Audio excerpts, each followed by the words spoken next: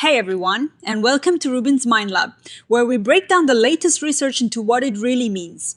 Ever feel like you are lost in a new video game or a complex simulation, not sure where to start or how to get better? Well, today we're diving into a fascinating study about learning in virtual worlds, specifically in immersive virtual reality or IVR.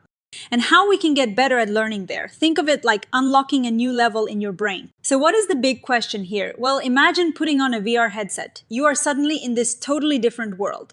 It is amazing for learning new things, right?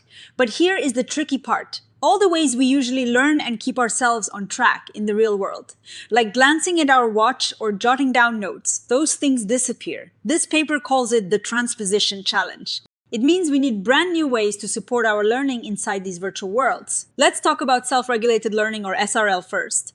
It's not something you are just born with. It is basically your superpower to manage your own learning. It is about setting goals, making plans, paying attention, and then looking back to see how you did.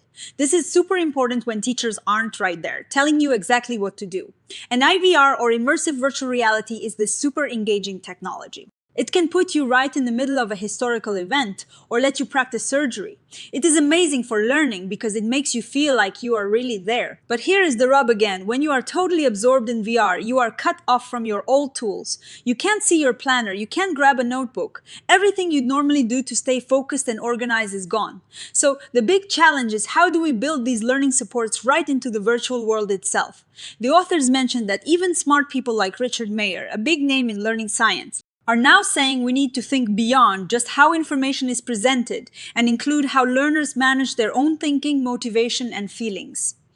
SRL fits perfectly into this bigger picture, and IVR makes it a whole new puzzle. So the researchers here have a few goals. First, they want to understand all the ways learning and self-regulation work together, especially in these immersive worlds.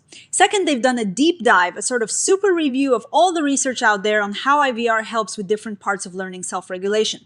Third, they've come up with a new plan, a framework called the SRL-SF, to help us understand and build better IVR learning experiences.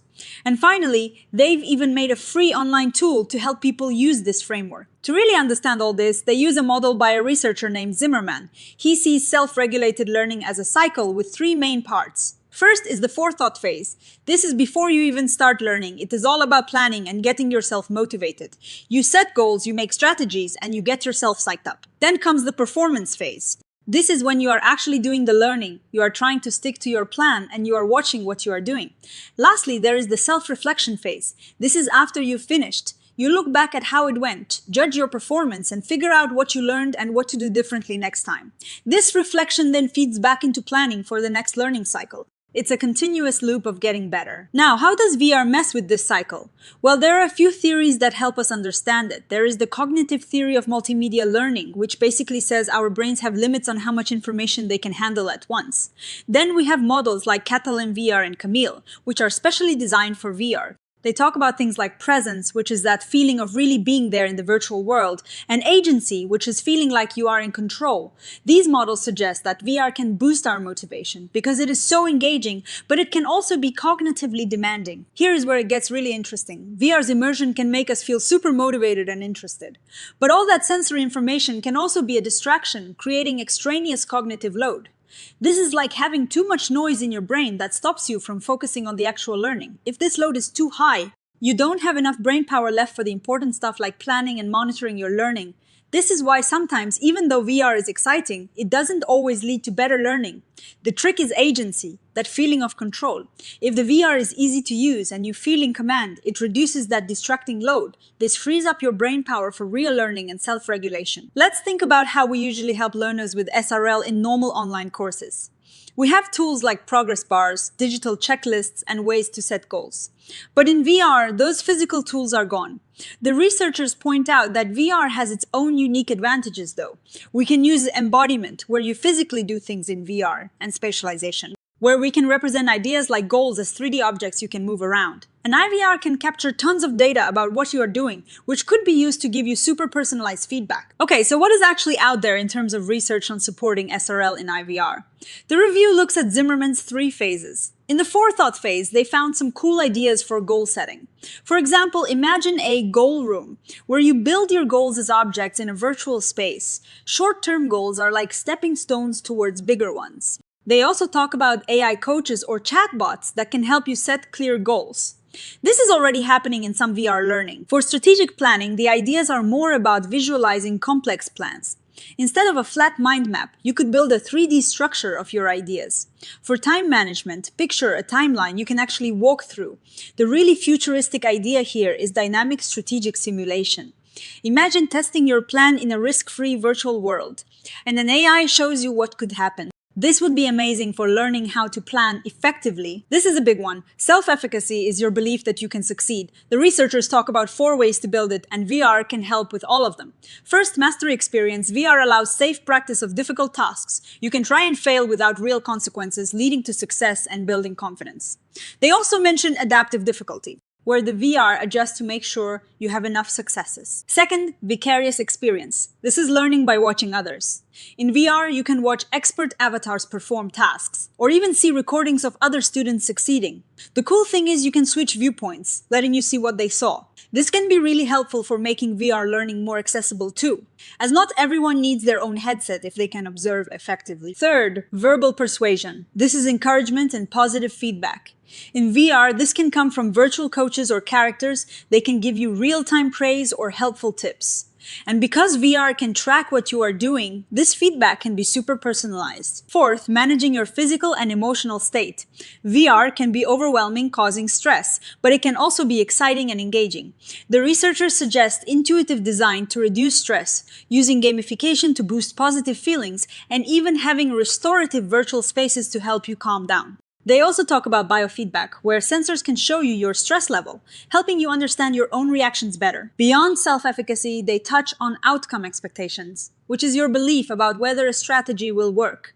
VR can show you the consequences of your choices. They also discuss intrinsic interest and task value. VR is great at making tasks more interesting through immersion, and goal orientation, which is why you are learning. VR can encourage a focus on learning and mastering rather than just getting a good grade. Now, for the performance phase, when you are actually learning, they discuss self-control, which involves sticking to your plan. In VR, this means built-in timers or tools to block distractions. Environmental structuring is also key, managing what you see and hear in the virtual world. Cognitive strategies are tricky because they happen inside your head, but VR can use prompts from virtual agents to encourage you to think things through. Motivational regulation, like staying interested, can be boosted by gamification. And for self-observation, VR really shines. It can record everything you do, letting you see exactly how you performed, which is way better than trying to remember later. Finally, self-reflection. This is where you look back and learn from your experience. For self-evaluation, VR can offer side-by-side replays, or even let you see a task from an expert's viewpoint, making it easier to judge how you did. For causal attributions, which is figuring out why you succeeded or failed, researchers are exploring how AI coaches can ask questions to help you blame your strategy or effort, not just your ability. This is crucial for feeling motivated to try again. So what is the big takeaway from all this research? They found that we're pretty good at building tools for the performance phase of learning in VR, like giving real-time feedback. But there are big gaps in supporting the planning, forethought, and reflection phases.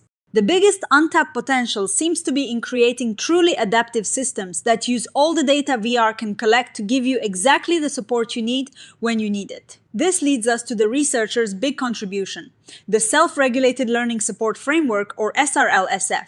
They call it a theory-grounded tool to check how well any learning environment, especially IVR, supports self-regulated learning. What is neat about this framework is that it breaks things down into general support and domain-specific support.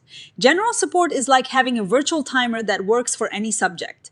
Domain-specific support is more tailored, like a 3D schematic that shows you exactly how to connect a resistor in an electronics lesson. And here is the most exciting part.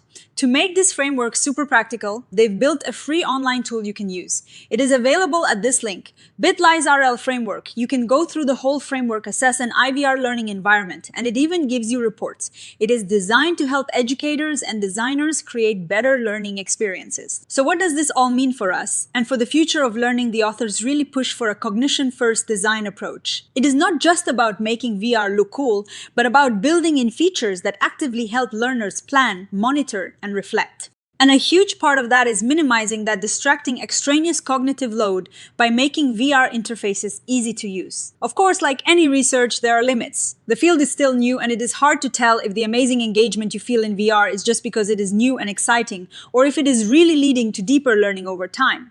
So we need more long-term studies. They also highlight the potential in collaborative VR learning. Imagine learning with friends in a virtual space. The ultimate dream is for VR learning environments to be super smart. Imagine a system that watches you, understands if you are struggling or confused, and then gently guides you with the exact support you need, right when you need it. It is about using VR not just to teach you something, but to teach you how to learn. That is the real goal, to empower learners to be in control of their own educational journey. What I find really exciting about this is how it connects to Mayer's call for a broader view of learning science. It's not just about what the content delivers, but how the learner actively manages their own cognitive, motivational, and emotional states. This VR research is showing us exactly how crucial that active management is, especially when we're thrown into these new, immersive digital worlds. The SRL-SF framework and the tool they've created are fantastic steps towards making sure that whenever we design these powerful VR learning experiences, we're truly supporting the whole learner, not just the part that is looking at the screen. It is a reminder that the technology can be amazing, but the learner's ability to guide themselves through it is what truly unlocks its potential. So, what do you think? Have you ever felt overwhelmed or lost in a virtual environment? Let me know in the comments, and if you enjoyed this deep dive into learning science and VR, please hit that like button, subscribe to Rubin's Mind Lab for more, and I'll see you in the next video.